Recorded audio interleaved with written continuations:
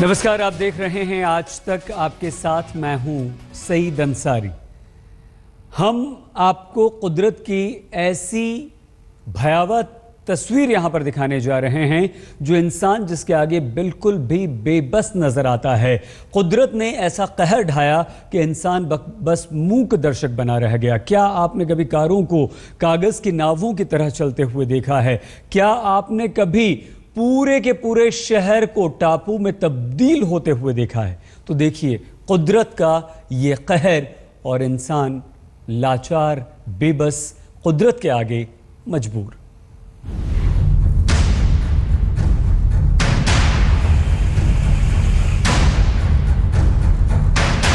Japan और Spain में कुदरत का भीषण कहर। स्पेन में सैलाब में बह गई 200 गाड़ियां। स्पेन में कारें बन गई कागज की नाव।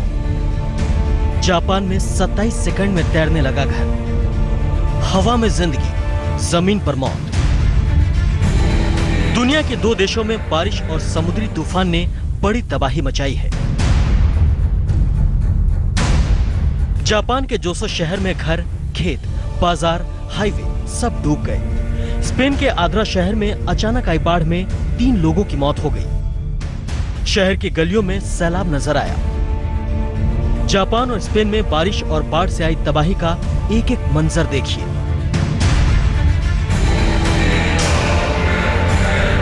पहली तस्वीर जापान के जोसो शहर की है, जहां करीब 20 इंच यानी 1.5 फीट से ज्यादा बारिश हुई। जोसो शहर के 1 लाख लोग बारिश से बर्बाद हो गए। वहीं स्पेन के आद्रा शहर में फ्लैश फ्लड से करीब 80 इमारतें तबाह हो गई। देखिए सैलाब की वो तस्वीरें जिसके सामने इंसान लाचार नजर आया। करीब 1 मिनट में 20 से ज्यादा कारें स्पेन के आद्रा शहर की सड़कों पर बहती हुई नजर आई। सैलाब में बहकर आई कारों को देखिए।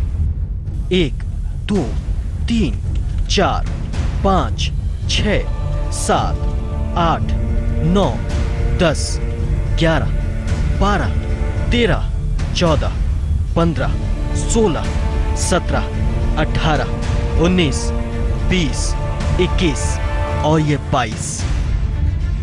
करीब 30 सेकंड में ये सारी गाड़ियां कई फीट दूर बहती हुई चली गईं। स्पेन के आद्रा शहर में कागज की नाव की तरह बहती गाड़ियों को देखकर एक महिला बुरी तरह डर गई। सैलाब की लहरों के ठीक बराबर में खड़ी महिला तबाही का ये मंजर देखकर जान बचाने के लिए पीछे हट गई। स्पेन में फ्लैश फ्लड में 200 गाड़ियां, 30 दुकानें और 50 घर पूरी तरह बर्बाद हो गए। अब देखिए जापान में इताओ नाम के समुद्री तूफान की वजह से आई बाढ़ की रोकटे खड़े कर देने वाली तस्वीरें। राजधानी टोक्यो से करीब 56 किलोमीटर दूर जोसो कस्बे में सड़कें बह गईं। बाढ़ के बहाव के सामने घरों की नींव उखड़ गई और वो कागज की तरह बहने लगे। जोसो कस्बे में 7 सेकंड में एक घर बह गया।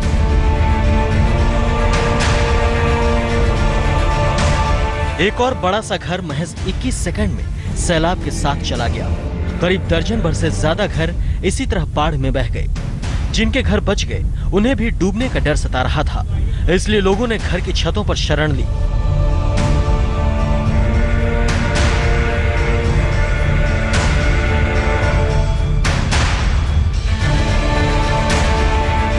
जोसो कस्बे में एक घर की छत पर 2 लोग फंसे थे।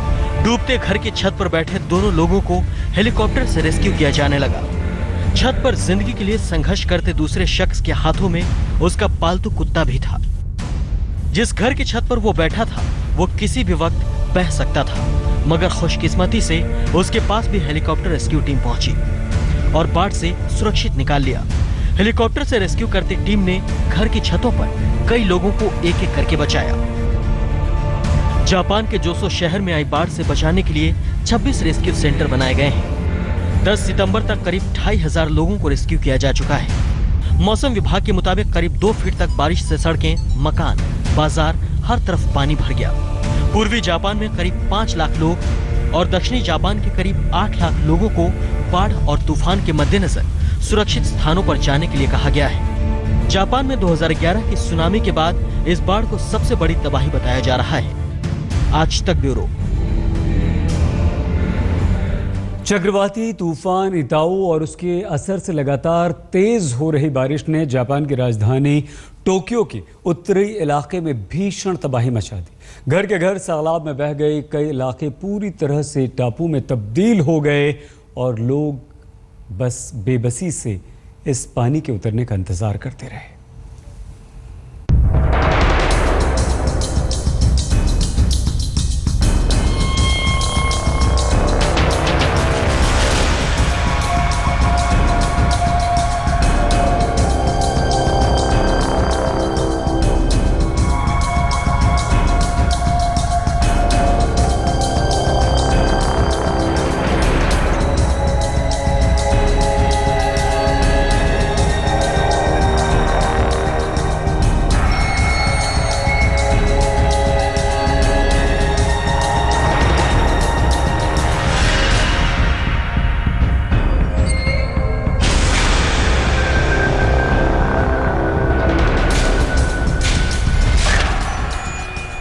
टापू बन गया टोक्यो।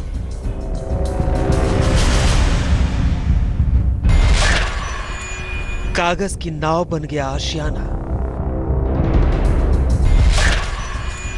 सैलाब में अटकी सांसें।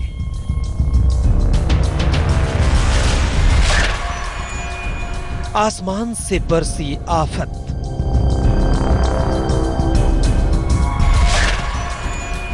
जान बचाने की जद्दोजहद।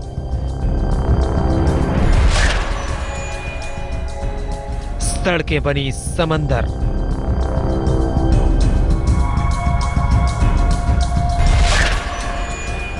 जापान में इताऊ का कहर। जापान में ऐसी भयानक जल प्रलय पहले किसी ने नहीं देखी। राजधानी टोक्यो का उत्तरी इलाका पूरी तरह जलमग्न हो गया है। जहां तक नजर जाती है सिर्फ पानी ही पानी नजर आता है। घर ऐसे लगते हैं मानो टोक्यो शहर टापू बन गया है।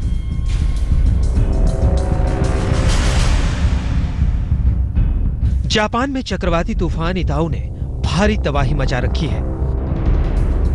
तूफान के साथ हुई भयंकर बारिश के बाद टोक्यो के उत्तरी इलाके में बहने वाली कीनू नदी में आ गया तबाही का सैलाब। कीनू नदी का पानी आबादी में घुस गया और फिर कागज की नाव जैसे पानी में तैरने लगे आशियाने।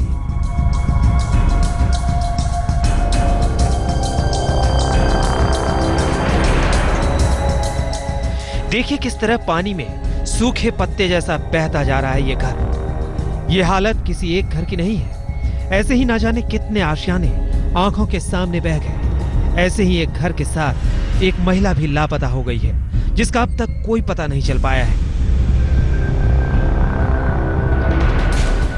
सैलाब जिन घरों को बहा नहीं सका, उन्हें पूरी तरह बर्बाद कर डाला। हजारों घर पानी में डूब गए, बर्बाद हो गए। जब आशियाने का यह आलम है तो रहने वालों का दर्द कितना गहरा होगा ये समझना मुश्किल नहीं। लोग घर की छत और बालकनी में पहुंचकर अपनी जान बचा रहे हैं। जो सैलाब इनका आशियाना तक बहा ले गया वो इनकी जिंदगी को भी लीलने के लिए बेताब है। आसमान से आफत की बारिश के बाद पूरा शहर सैलाब बन गया है। बाजारों में पानी भरा है और लोगों का चलना तक मुश्किल है। いくらね、水風吹いたとしてもこんな状態は見なかったね。ここも何十年も。 जापान में इतनी भयानक बारिश से सरकार तक के हाथ पांव फूल गए हैं। जापान के प्रधानमंत्री ने भी इसे अब तक की सबसे भयानक बारिश और सबसे बड़ी तबाही माना है। 今後も地域が経験したことがないような大雨が降り続く恐れがあります。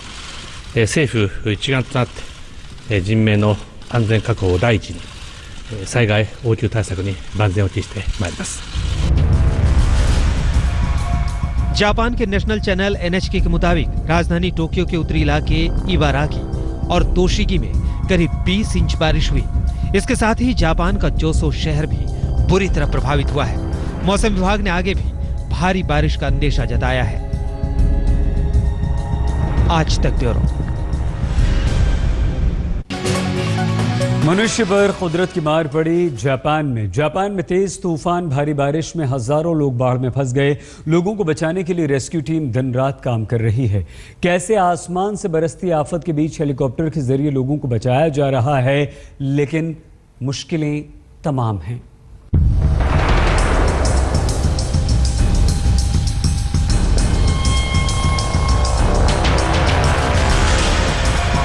जापान में आसमान से टूटे इस कहर में लोगों को बचाने के लिए मदद भी आई आसमान से ही।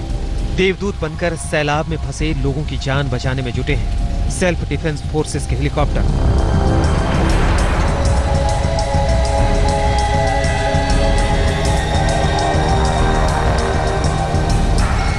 जगह जगह लोग पानी में फंसे मदद का इंतजार कर रहे हैं।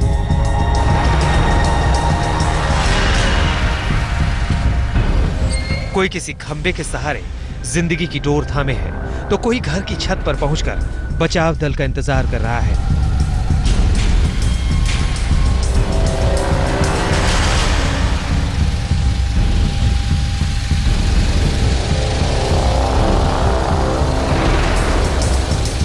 कई घर तो ऐसे हैं जो टूटकर पानी में समा रहे हैं और लोग पल पल अपनी जान की खैर मना रहे हैं।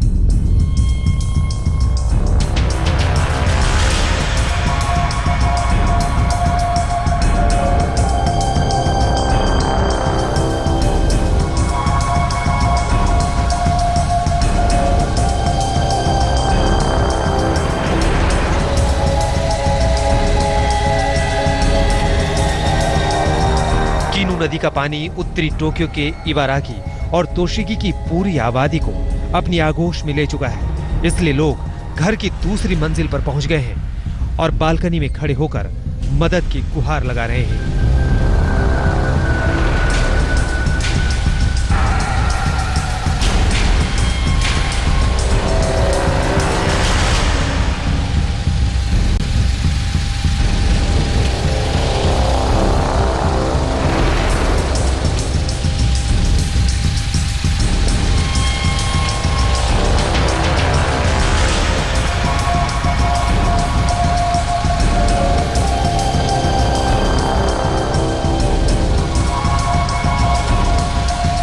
जापान में इताऊ चक्रवात की तबाही के बाद से अब तक करीब 90,000 लोगों को सुरक्षित ठिकानों पर पहुंचाया गया है। सरकारी न्यूज चैनल NHK लगातार लोगों को निचले इलाकों से दूर रहने और घरों की दूसरी मंजिल पर रहने की हिदायत जारी कर रहा है। सरकार का मानना है कि मौजूदा हालात में लोगों की जान माल बचाना उनकी प्राथमिकता है। इसके बाद ही होने वाले नुकसान का असली आंकड़ा सामने आ पाएगा।